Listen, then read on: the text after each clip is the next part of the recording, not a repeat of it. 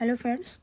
SSC MTS में selection का सबसे आसान रास्ता है पिछले सालों के प्रश्नों पर मजबूत पकड़ बनाना। आज के इस वीडियो में मैं आपके लिए लाई हूँ एसएससी एमटीएस के वो टॉप 20 जीके प्रश्न जो पिछले 5 सालों में 10 से भी ज़्यादा बार पूछे गए हैं। चलते हैं, बढ़ते हैं पहले प्रश्न पे। पहला प्रश्न है, चोल राजाओं ने किस धर्म को संरक्षण दिया? किस धर्म को संरक्षण दिया था चोल राजाओं ने? तो याद रखिए, शैव धर्म को संरक्षण दिया था। ऑप्शन ए करेक्ट हो जाएंगे। आगे बढ़ते हैं, अगले प्रश्न पे आते हैं। निम्न में से किस देश को हवाओं का देश कहा जाता है? किस देश को हवाओं का देश कहा जाता है? तो डेनमार्क को कहा जाता है। ऑप्शन डी करेक्ट हो जाएंगे। बढ़ते हैं अगले प्रश्न पे। जापान की मुद्रा क्या कहते हैं? जापान की मुद्रा क्या है, ये बताना है। तो जापान की मुद्रा है येन। ऑप्शन बी करेक्ट हो जाएंगे। आगे बढ़ते हैं।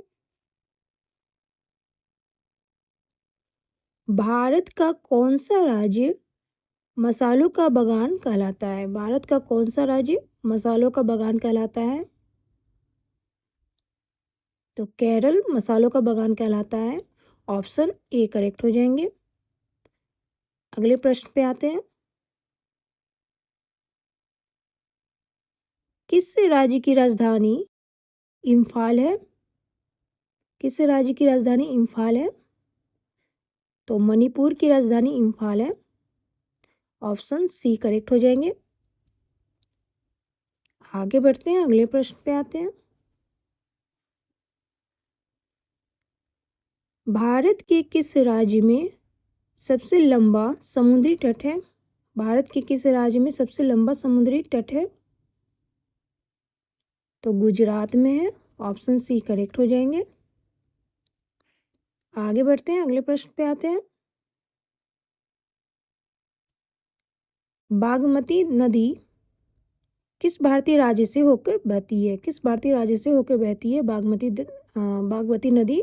तो याद रखिए, बिहार राज्य से होकर बहती है। ऑप्शन बी करेक्ट हो जाएंगे। आगे बढ़ते हैं, अगले प्रश्न पे आते हैं। भाषा के आधार पर गठित पहला राज्य कौन सा था? भाषा के आधार पर गठित पहला राज्य कौन सा था? तो याद रखिए, आंध्र प्रदेश था। ऑप्शन बी करेक्ट हो जाएंगे। आगे बढ़ते हैं।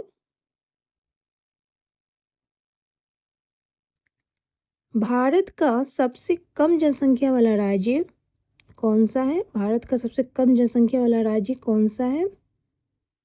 ऑप्शन है गोवा, अरुणाचल प्रदेश, मणिपुर या सिक्किम। कौन सा है भारत का सबसे कम जनसंख्या वाला राज्य? तो याद रखिए, सिक्किम है। ऑप्शन डी करेक्ट हो जाएंगे। आगे बढ़ते हैं, अगले प्रश्न पे आते हैं। किस राज्य को भारत का धान का कटोरा कहा जाता है? किस राज्य को भारत का धान का कटोरा कहा जाता है?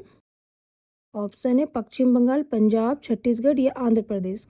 किस राज्य को कहा जाता है? तो याद रखिए, आंध्र प्रदेश को कहा जाता है। ऑप्शन डी करेक्ट हो जाएंगे। आगे बढ़ते हैं।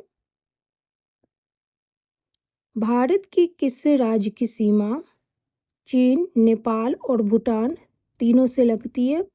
भारत के किस राज्य की सीमा चीन, नेपाल और भूटान तीनों से लगती है? तो याद रखिए, सिक्किम में।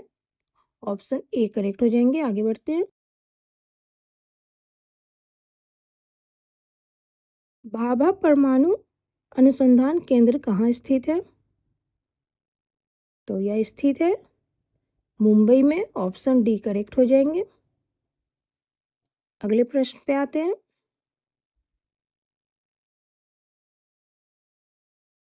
अर्जुन पुरस्कार किस वर्ष शुरू किए गए थे? तो 1961 में शुरू किए गए थे। ऑप्शन सी करेक्ट हो जाएंगे। आगे बढ़ते हैं।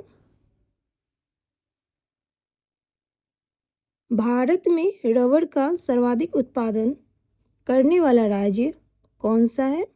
रबर का सर्वाधिक उत्पादन करने वाला राज्य कौन सा है भारत का? तो केरल है। ऑप्शन ए करेक्ट हो जाएंगे।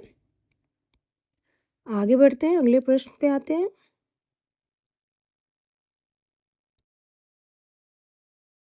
कोलकाता किस नदी के किनारे पर बसा हुआ है?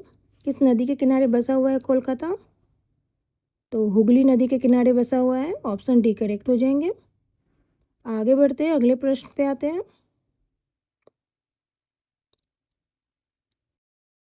उत्तरी गोलार्ध में सबसे छोटा दिन कौन सा होता है? उत्तरी गोलार्ध में तो सबसे छोटा दिन होता है 22 दिसंबर, ऑप्शन बी करेक्ट हो जाएंगे। आगे बढ़ते हैं। असहयोग आंदोलन किस वर्ष शुरू हुआ था? किस वर्ष शुरू हुआ था असहयोग आंदोलन? तो यह शुरू हुआ था 1920 ईस्वी में, ऑप्शन सी करेक्ट हो जाएंगे। बढ़ते हैं अगले प्रश्न पे।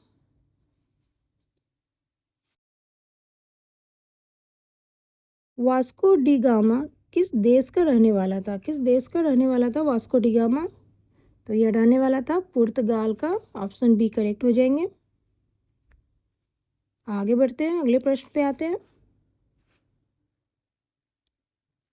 भारत के किस राज्य में सबसे पहले सूर्य निकलता है? भारत के किस राज्य में सबसे पहले सूर्य निकलता है? तो अरुणाचल प्रदेश में सबसे पहले सूर्य निकलता है, ऑप्शन डी करेक्ट हो जाएंगे। आगे बढ़ते हैं। बांदीपुर राष्ट्रीय उद्यान कहाँ स्थित है? कहाँ स्थित है बांदीपुर राष्ट्रीय उद्यान? कहाँ स्थित है? तो यह स्थित है कर्नाटक में, ऑप्शन सी करेक्ट हो जाएंगे। ठीक है।